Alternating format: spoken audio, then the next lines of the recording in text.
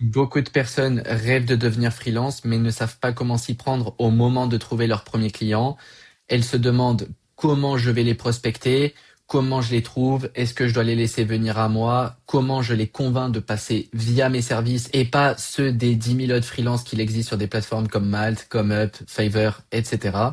Du coup, dans cette vidéo, je vais répondre à toutes ces questions parce que j'ai moi-même été freelance dans le passé. Actuellement, j'ai des équipes, je suis plus sur ce modèle-là, mais je l'ai été et je vais vous partager les tips qui m'ont permis de trouver mes premiers clients et même de grossir par la suite. Et pour ça, j'ai décidé qu'on va faire quelque chose d'assez interactif. Ici, par exemple, on va prendre plusieurs exemples dans cette vidéo. Ici, on va commencer par un monteur vidéo. Par exemple, je suis freelance, je sais faire du monteur, enfin, je veux devenir freelance, je sais faire du montage vidéo et je sais pas comment trouver mes premiers clients. En fait, il y a plusieurs manières de le faire et il faut toujours se poser la question de où est-ce que mon client recherche? Est-ce qu'il connaît son besoin? Est-ce qu'il faut le contacter? Est-ce qu'il tape des mots-clés sur YouTube? Est-ce qu'il les tape sur Google? Est-ce qu'il cherche sur Instagram, sur TikTok? Tu dois savoir qu'est-ce que fait ton client. Par exemple, si tu es monteur vidéo, il est possible que ton client, tu puisses le trouver sur des groupes, que ce soit, je vais mettre groupe communautaire,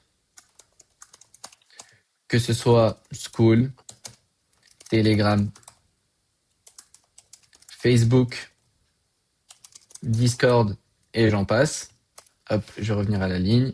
Ça, on va le mettre là. Du coup, si tu es monteur vidéo, ton client, tu peux le retrouver ici. Maintenant, une fois que tu sais où est-ce qu'il est, qu'est-ce que tu peux faire? Tu peux tout simplement lui envoyer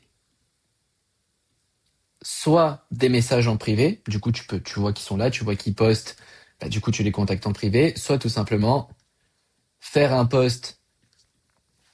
Si je vais mettre faire un post de promotion unique. Et je vais bien mettre unique en majuscule, je vais t'expliquer pourquoi. Hop. En gros, quand je dis faire un post de promotion unique, pour te donner un exemple, je vais prendre le mien, c'est plus parlant. À l'époque, je faisais du marketing, des tunnels de vente, etc.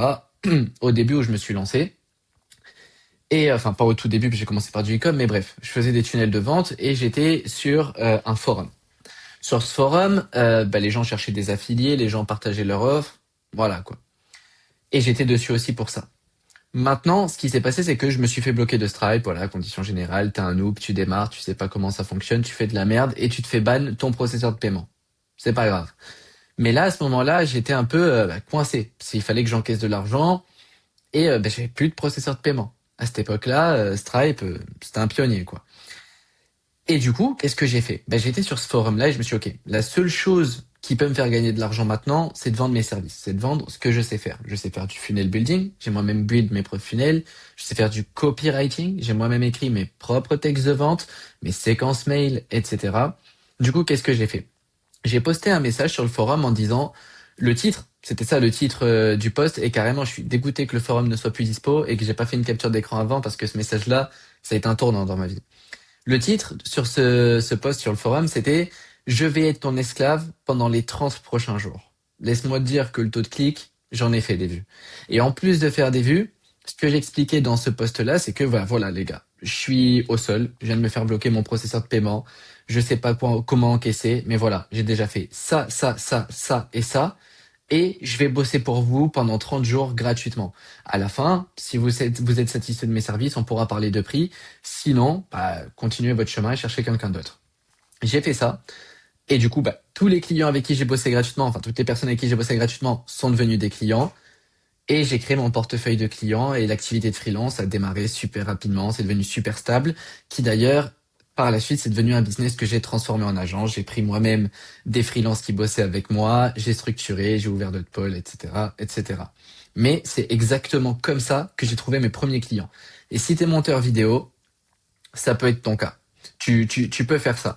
Maintenant, je dis ça, si t'es monteur vidéo, c'est parce que on va prendre un autre exemple. L'exemple est un exemple que je vais pouvoir moi-même illustrer. Un exemple qui est type de freelance. Ici, on va mettre automation. On va mettre ici automation IA.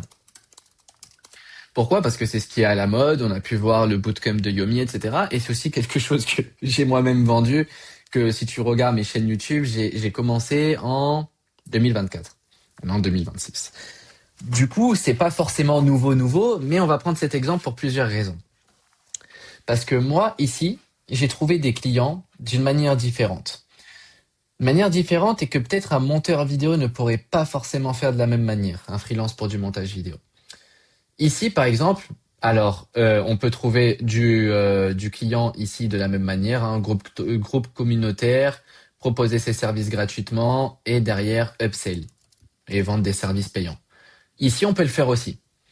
Mais par exemple, il y a quelque chose qui a très bien marché avec moi sur ma chaîne YouTube, par exemple, avec mon activité de consulting IA où je faisais des workflows personnalisés sur mesure pour des entreprises qui veulent optimiser leur process.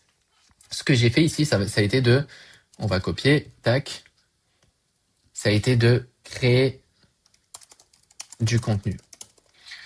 Pourquoi? Je vais donner un exemple. J'ai une vidéo YouTube qui explique comment automatiser la génération de devis. Il y a énormément d'entreprises qui perdent du temps à faire des devis.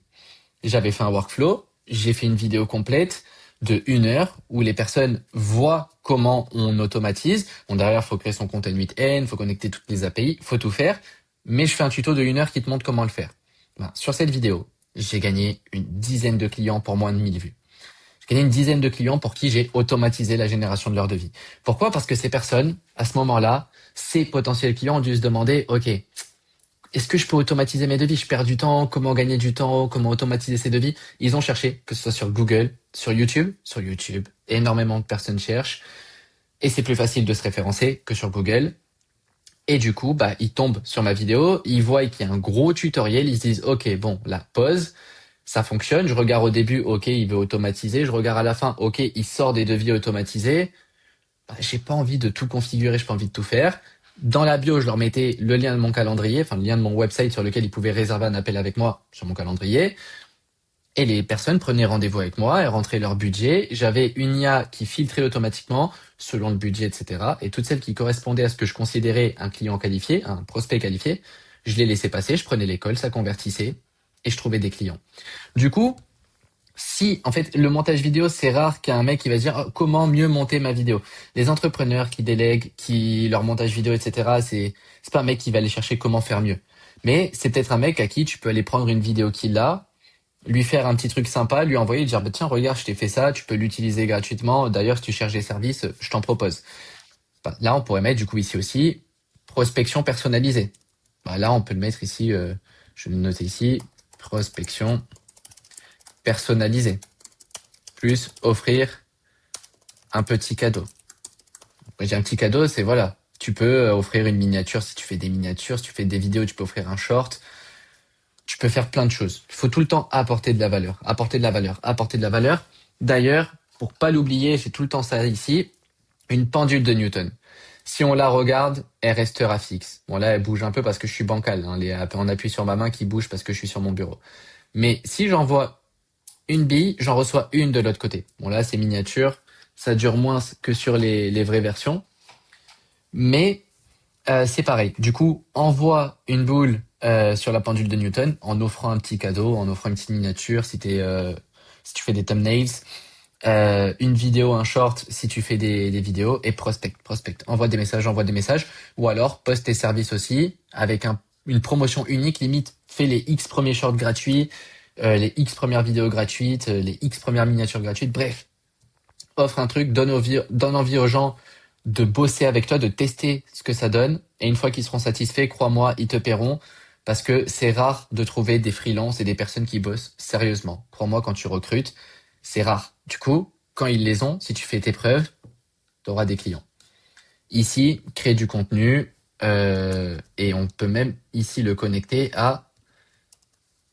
sur la plateforme qu'utilise ton potentiel client.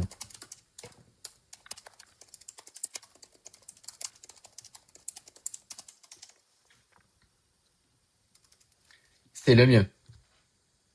Basé sur des mots-clés qu'ils recherchent aussi.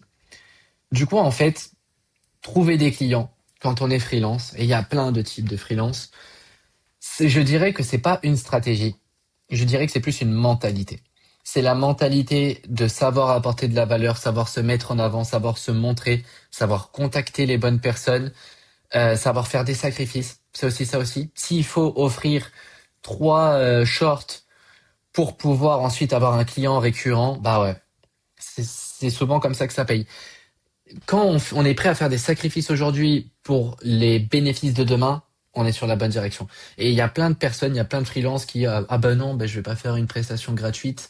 Non, bah ça reste quand même trois shorts. Non, je vais pas offrir ça.